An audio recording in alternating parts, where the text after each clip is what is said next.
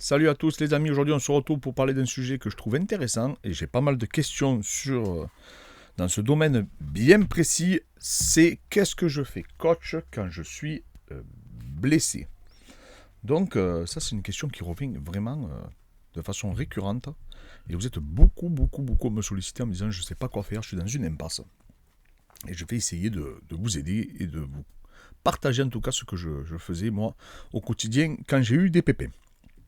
Tout d'abord, les amis, pensez à vous abonner, pensez à nous mettre en commentaire s'il y a des sujets en particulier que vous voulez qu'on aborde, on le fera avec grand plaisir. Si vous voulez un accompagnement, c'est toujours pareil. Sur Instagram, vous nous contactez. Comme je le répète souvent, oui, c'est sur Insta parce qu'au moins je peux vous parler, vous faire des vocaux et discuter avec vous. Donc, les blessures, souvent, dans un parcours de sportif, c'est des choses qui arrivent régulièrement, malheureusement. Surtout que ça ne va pas en s'arrangeant avec l'âge. Hein. Et c'est ce qui a fait qu'aujourd'hui, je pense que dans ma génération, comme je l'ai déjà témoigné dans d'autres vidéos, je pense que 95% des gens avec qui j'ai commencé le sport, ou même plus que ça, 99%, ou ont arrêté totalement, sont passés dans des activités totalement différentes. Pourquoi ? Parce qu'ils ne pouvaient pas, en général, continuer, par exemple, à faire de la boxe, à faire des sports de préhension, et d'autres disciplines qui avaient des grosses contraintes mécaniques et morpho-anatomiques.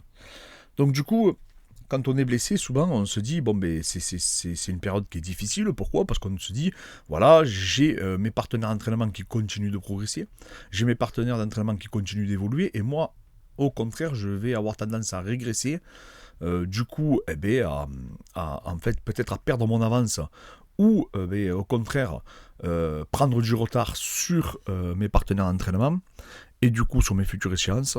Donc je me retrouve dans une impasse. Souvent en plus, comme on ne peut pas pratiquer d'activité sportive, on va avoir une incidence négative sur la diététique. Et on va voir ça amène des prises de poids, ça amène vraiment, c'est vraiment tout est fait, on dirait, pour nous faire échouer dans ces périodes-là. Par contre, je trouve moi qu'on peut voir le côté positif quand on a une blessure, c'est qu'on peut se focaliser en fait à travailler et à étudier des nouveaux systèmes et du coup à approfondir des jeux qui sont peut-être différents. Alors tout dépend de la blessure que vous avez. Si vous avez une blessure qui vous permet de continuer une activité, par exemple si c'est sur les membres supérieurs, alors je sais qu'il y a des courants de pensée qui disent oui mais c'est sur les membres supérieurs, si vous pouvez encore travailler les membres inférieurs, ça va peut-être ralentir votre cicatrisation, votre récupération. C'est en partie vrai, mais en même temps, ça vous permet de vous émanciper et d'évoluer peut-être sur certains points faibles que vous pouvez rattraper, il faut se focaliser. Donc ça, c'est d'un point de vue pratique. Si par exemple, je suis blessé au bras droit, rien ne m'empêche de travailler le bras gauche, et bien au contraire, il y a des études qui trouvent que c'est positif, mais ça mériterait aussi, pareil, une vidéo un peu plus explicative, où je vous donnerai les dernières recherches scientifiques sur le sujet. Parce que j'ai lu pas mal de trucs sur ça. Quand tu t'entraînes blessé, mettons que c'est le côté droit que tu ne peux plus utiliser si tu t'entraînes le côté gauche, les résultats qu'ils ont obtenus après derrière, en termes de déficit de force et tout ça, et je trouve que c'est vachement intéressant. Donc du coup, en fait, ce qu'on s'aperçoit, moi, ce que je vous recommande d'un point de vue pratique, c'est déjà d'essayer de faire ce que vous pouvez faire. Je m'explique, on va prendre le grappling, d'accord ? Par exemple, vous ne pouvez plus tourner.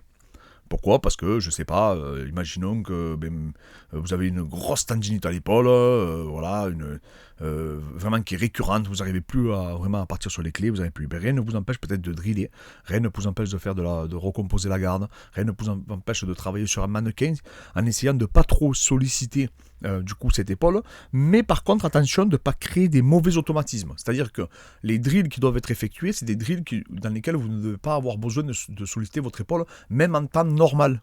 D'accord ? Pourquoi ? Parce que sinon, vous risquez de driller et d'obtenir des mauvais patterns, des mauvais schémas moteurs, et ça pourrait être contre-productif.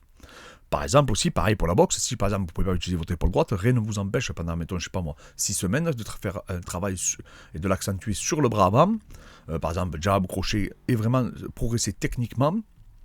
Ça aussi, pour moi, ça peut être vraiment très pertinent de solliciter du coup, un point faible ou améliorer un point fort si vous en avez l'occasion. Donc, si par exemple pour le grappling, vous allez travailler vos drills, vous allez travailler aussi, du coup, si c'est pour la boxe, votre bras avant, ou votre jambe avant, peu importe, ça sera toujours en adéquation avec le membre qui est blessé, donc qui est diminué. Donc ça, c'est pour la question pratique. Maintenant, si vraiment vous ne pouvez pas, Vous n'y arrivez pas. Là, vraiment, je veux dire, vous avez une jambe cassée, un bras cassé, enfin, je ne sais pas, quelque chose qui ne vous permet pas de vous entraîner du tout, même de driller. Un truc que je veux vous recommander, les amis, c'est d'aller à la salle et d'étudier. Alors, ça veut dire quoi? Vous allez continuer, comme si vous vous entraînez, à aller à la salle. Si, admettons, il y a 4 cours par semaine, et bien les 4 cours, vous allez aller à la salle. Vous allez regarder, vous prenez un carnet et vous notez.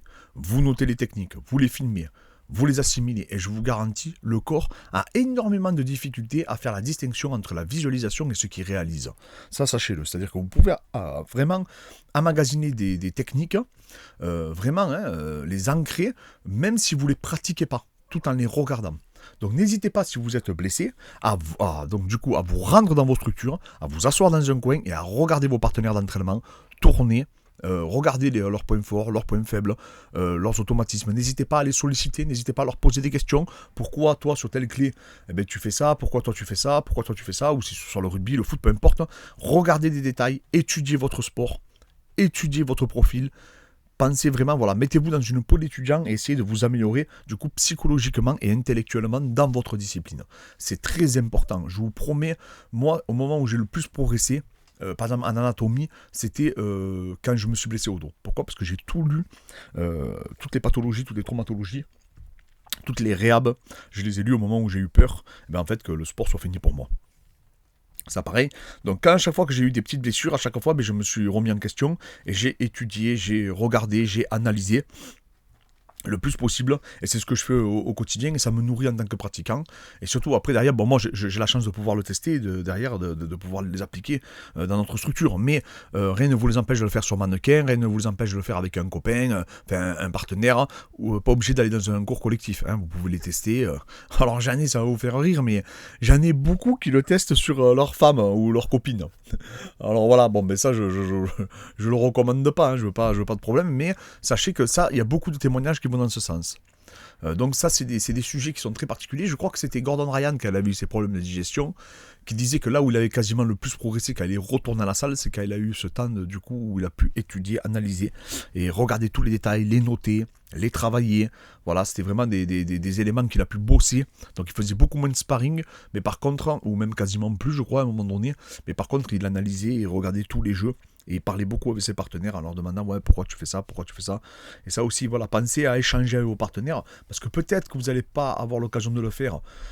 Du coup, quand vous êtes tête dans le guidon, que vous êtes vraiment lancé, quand vous êtes du coup concentré à essayer de performer, mais souvent on échange moins avec nos partenaires, on échange peut-être moins avec nos coachs. Pourquoi? Parce qu'on pense un peu à soi et on pense à notre performance. Alors là, du coup, peut-être on est obligé de s'ouvrir aux autres, et du coup de se remettre en question.